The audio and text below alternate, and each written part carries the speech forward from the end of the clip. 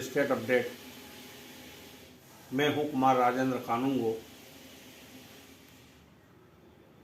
आज जो एक चर्चा का विषय समाज में बना हुआ है कि अजमेर शरीफ की जो दरगाह है उसके नीचे शिव मंदिर है, ये एक जोरों से चर्चा चल रही है। सोशल मीडिया पर तमाम जगह इस प्रकार की बातें हो रही है। तो ये देश के लिए क्या उचित है कि हर धार्मिक और पूजा स्थल पर जो दूसरे धर्म के हैं उन पर उंगली उठाई जाए और उनके नीचे शिव मंदिर है या कहीं और प्रकार का मंदिर है ये बोल करके और एक वैमनस्यता पैदा की जाए और उसको खुदाई की जाए और उसको देखा जाए, इस पर हम चर्चा करना चाहते हैं। हमारे साथ डॉक्टर शिशिर उपाध्याय वरिष्ठ राजनीतिक विश्लेषक और वरिष्ठ पत्रकार हैं। उनके क्या विचार इस विषय पर हैं, आइए हम जानने की कोशिश करते हैं। डॉक्टर साहब, आपने सुना होगा ये कि अजमेर शरीफ की जो दरगाह है उसके नीचे शिवलिंग है, इस पे इसका सर्वे किया जाए और बाकी जगह के अभी सर्वे की बात चली रही है, ज्ञानवापी और दूसरी जगह की। उसी के बीच में एक ये नया मुद्दा अभी खड़ा हुआ है, क्या कहेंगे आप इस पर? सर, ये चूंकि पूरे देश में इस समय इस पर चर्चा चल रही है और संभल हिंसा जो हुई है वो एक मस्जिद में मंदिर की बात की गई थी और अभी उत्तर प्रदेश के संभल में भारी हिंसा हुई है और वह विवाद सुलझा ही नहीं है कि इसके साथ साथ कई अन्य शहरों में कई अन्य धार्मिक स्थलों पर ऐसी बातें आई हैं। देखिए, ये तो अकाट्य सत्य है कि हजारों साल पहले आक्रांता आए थे, मुगल आए थे और उन्होंने सनातनी धर्म के सारे मंदिरों को तोड़ दिया था या उनको बदल दिया था और उन जगहों पर मस्जिद बनाई गई थी, मजार बनाई गई थी। उन जगहों को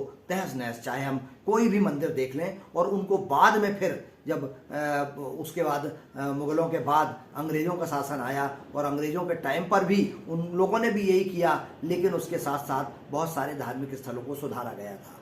अब उसके बाद जो ज्ञानवापी का मामला आया, इसके पहले राम जन्मभूमि का मामला आया, अभी मथुरा काशी की बात चल रही है, इसके अलावा अजमेर शरीफ की जो बात चल रही है। देखिए, मेरा अपना ये मानना है कि पूरे बरसों से, सदियों से इस हिंदुस्तान में हिंदू, मुस्लिम, सिख, ईसाई हम सब हैं भाई भाई का नारा लेके एक साथ चलते रहे हैं।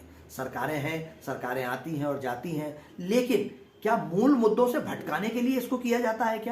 क्या आम आदमी सिर्फ मंदिर मस्जिद के विवाद में उलझा रहे, आम आदमी रोजगार की बात ना कर सके, आम आदमी शिक्षा की बात ना कर सके, आम आदमी स्वास्थ्य की बात ना कर सके, वो अपनी जरूरतों की बात ना कर सके, इसलिए उसकी धार्मिक भावनाओं को भड़का दिया जाए? मेरा मानना यह है कि ये सरकार का काम है, न्यायपालिका का काम है, सर्वे का काम है। उसको इतना प्रोपोगंडा बनाने की आवश्यकता क्या है? क्यों हजारों लोग, सारे चैनलों को आप बताते हैं, सारे अखबारों को आप बताते हैं और उसके बाद कैमरे लगवा देते हैं, कैमरे लग जाते हैं, उसका माहौल इतना बनता है और वो माहौल बनने के बाद वैमनस्यता होती है और संभल जैसी हिंसा होती है। इसमें सरकार की कथनी और करनी में अंतर कहीं ना कहीं होता है। अगर सरकार की मंशा बिल्कुल है कि वो जो पुराना था, जो ओरिजिनल है, उसको सामने लाना चाहती है, तो उनके पास आर्कियोलॉजी विभाग है, वो सर्वे करते हैं, देश भर में सर्वे चलता रहता है और उस पर अभी आपको याद होगा उत्तराखंड में, हिमाचल में, उत्तर प्रदेश में, राजस्थान में, कई राज्यों में इस तरीके के वो चल रहे हैं। आप उनके बारे में क्यों नहीं सोचते हैं? यह शासन में बैठे लोग उस बारे में क्यों नहीं सोचते हैं कि कितने करोड़ों अरबों रुपए बर्बाद होता है, हमारी सुरक्षा पर कितना खर्च हो जाता है? ये यहाँ पर एक बात मैं और कहना चाहूँगा आपसे, हालांकि थोड़ी सी कड़वी बात है ये, कि हमारे बगल में जहाँ हम रहते हैं उसके बगल में यदि कोई मंदिर है तो वहाँ क्या हम नियमित रूप से आरती करने के लिए या पूजा करने के लिए प्रतिदिन जाते हैं क्या? ऐसे कितने लोग होंगे? लेकिन दूसरे नए विवाद खोज करके और उनको हवा देना, ये कहाँ तक उचित है? बिल्कुल, आपने बिल्कुल दुखती रग पर हाथ रख दिया।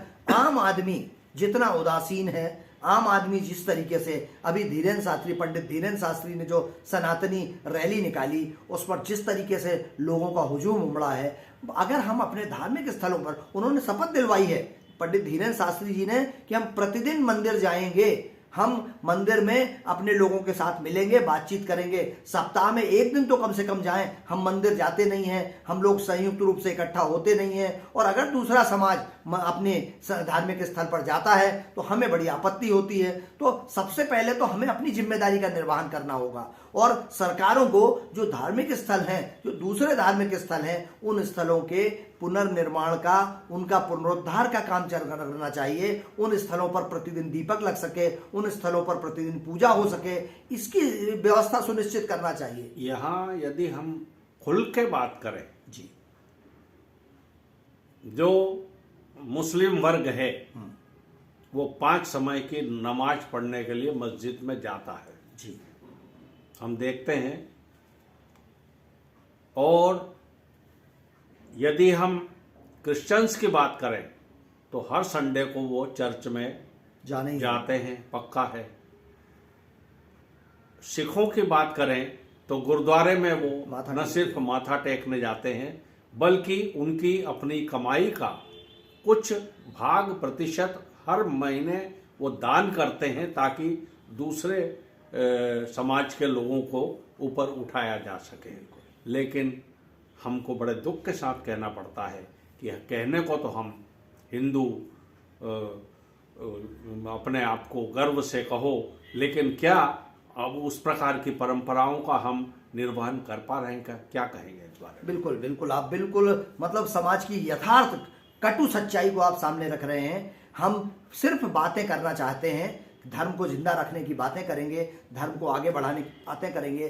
धर्म को अगर हमें आगे करना है, धर्म के साथ चलना है, तो हमारे पास समय नहीं है। हम ये उम्मीद हमेशा दूसरे से करते हैं कि वो चला जाए। हम अपने धार्मिक स्थलों की कितनी सुरक्षा कर पाते हैं? हम अपने धार्मिक स्थलों में प्रतिदिन घी है कि नहीं, दीपक है कि नहीं, पूजा हो।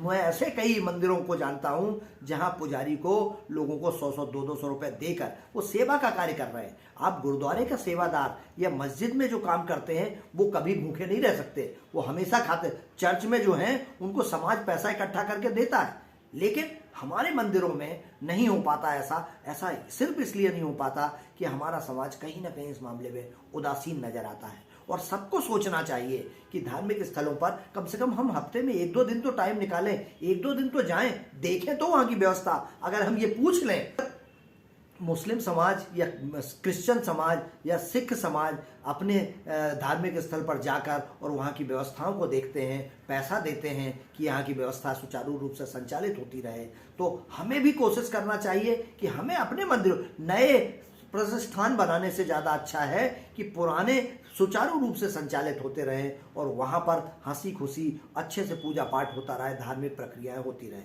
इस पर हम नहीं करते। हम नई नई तलाश कर रहे हैं, और नई तलाश करने के साथ जैसा सर ने कहा कि हम न इधर के बचते हैं ना उधर के बचते हैं, तो कम से कम प्रतिदिन हमको इस पर तो चिंतन करना चाहिए। जब आप बैठेंगे, जाएंगे, कहीं मिलेंगे जुलेंगे, मंदिरों में जाएंगे, तो समाज हित की बात होगी, शिक्षा की बात होगी, स्वास्थ्य की बात होगी, रोजगार की बात होगी, लेकिन इस पर चिंता नहीं है। हम सिर्फ बैठकर हम अपनी बात जो है दूसरों से उम्मीद करते हैं, दूसरों से अपेक्षाएं करते हैं। बिल्कुल, दूसरों से अपेक्षा करने के बजाय हमको स्वयं आगे बढ़ कर के और अपने मंदिरों में प्रतिदिन नहीं तो जैसा आपने कहा कि सप्ताह में 1 या 2 या 3 दिन जो है वहाँ जरूर जाना चाहिए, और समाज के हित में क्या हो सकता है, धर्म के हित में क्या हो सकता है, उस पर चर्चा होनी चाहिए, और अपना कुछ दान जिसे हम कहें वो वहाँ पर